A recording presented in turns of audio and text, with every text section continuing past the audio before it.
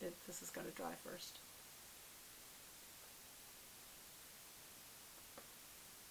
Okay, so I'm using this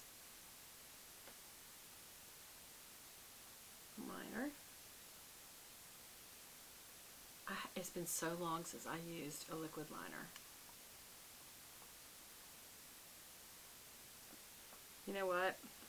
I really did a boo-boo. I should have used this, because this is so liquidy it may take a while to dry, so I should have used my eyelash curler first. So I'm going to do that. Look at me. Look how multi-talented I am that I can do an eyelash curler with a liner in my hand. I see a little piece of dropout on my nose from that eyeshadow. So I didn't really brush that off very good either. I'm just failing you on many fronts. I'm so sorry. Alright, so there's that. Now I know that when I do this over here it will likely mess this up because it's so wet. But I thought I better go ahead and do that and fix it. And I usually do give it a good many seconds to do my eyelashes.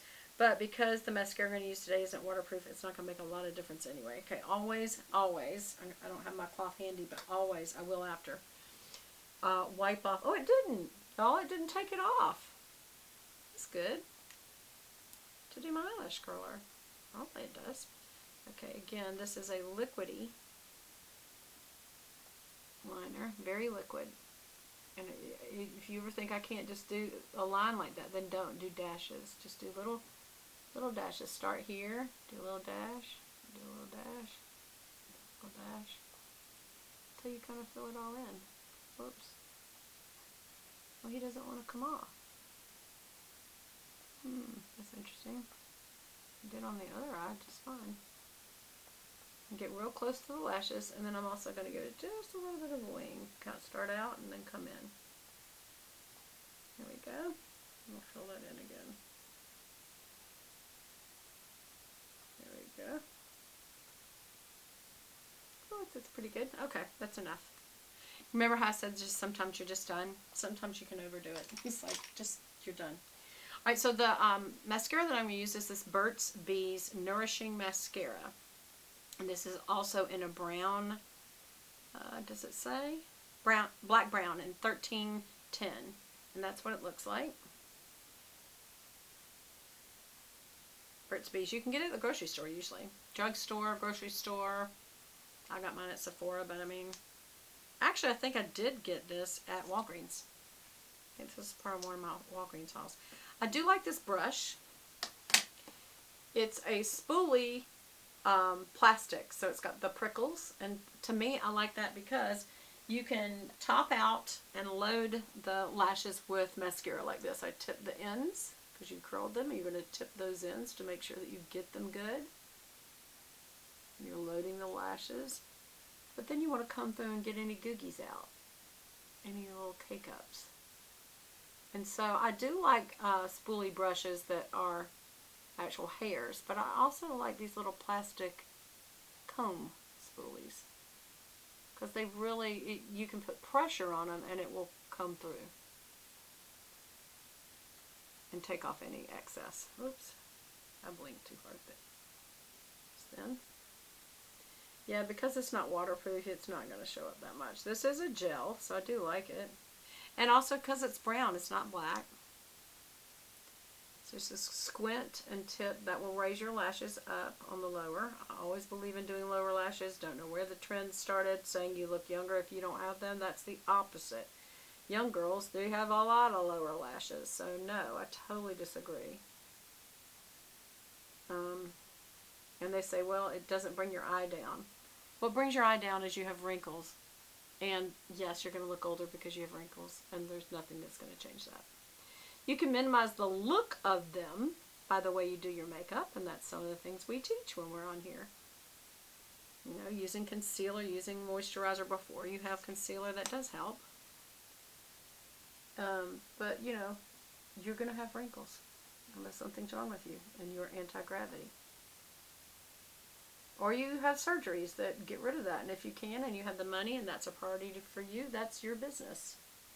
I had a girlfriend who at work said, I got to go out for 2 weeks. I'm taking my vacation so I can go get my eyes done. And we're all like, what are you getting done? She says, I'm having this wrinkle under her eye was very set after she'd had children. And she went and just had it, they actually go in and they cut some of the skin out. They tighten it. I don't know if I'd want to do that. Because I wonder what does it do in old age then, you know? So always get the base real good. And tip it out. Get a little extra on the end of your wand there. Squint so it doesn't get all over the place. Especially with these new gels, they're really good about grabbing every little lash, but boy, they can be messy. See how they got in the lash real good, but it's like it can be so messy if you're not careful. Whereas the other ones, it's just hard to get the mascara on because there's no gel, so, you know, pick your poison. I hope they're not actually poisonous. This one's not. This is a natural. You know, there's some mascara makeup lines like Pacifica, Mineral Fusion, and I think Burt's Bees that are natural. And they are very conscientious about leaving out things like formaldehyde and talc and menthol and all the different things that are so bad for you. But, you know, you still got to look. And I still use some of the other products, I'll be honest. I still use my Chanel, and I still use others, and I haven't looked at their ingredient list, to be honest. I don't even know. But at some point, I guess I should, right? I'm going to add a little back over here. I think I need a little more mascara on the wand because it's actually using it, which is good.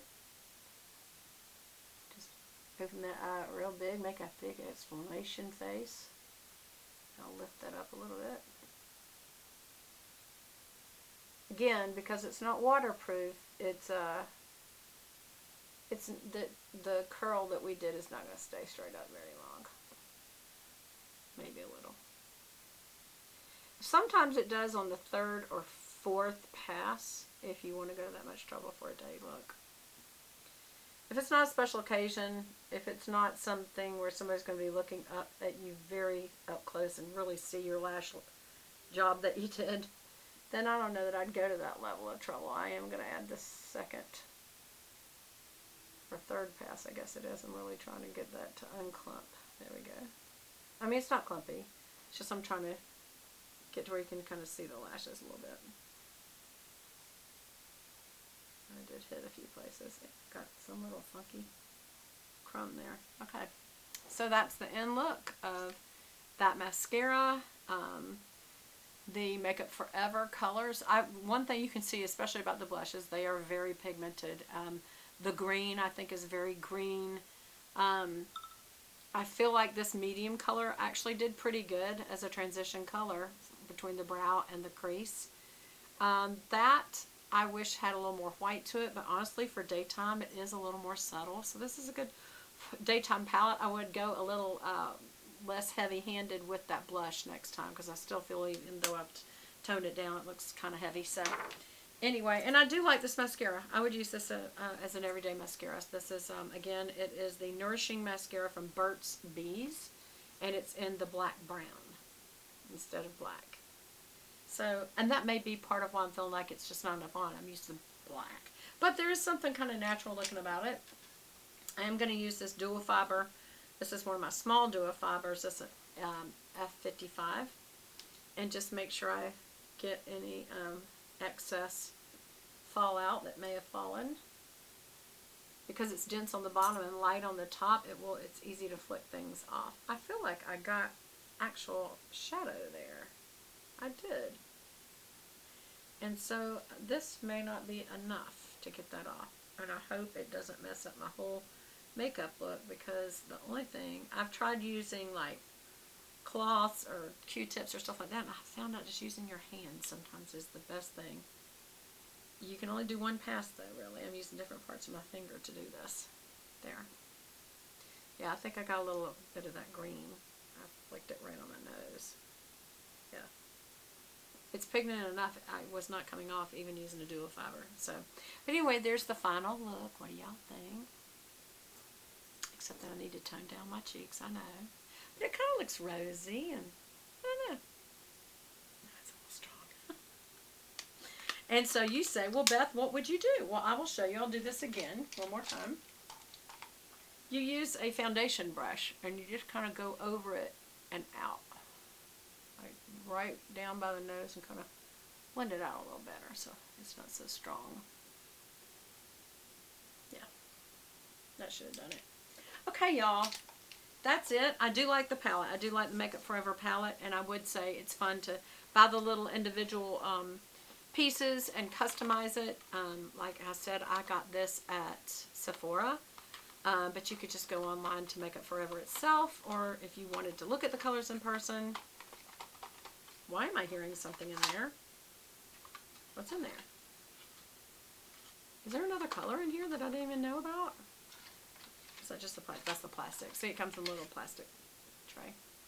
But now these will go away. These will go to the trashy can. I just was wanting to show y'all the actual boxes that they came out of so that you could kind of get a feeling for how it's very individualized, and then you have the pan. It is separate.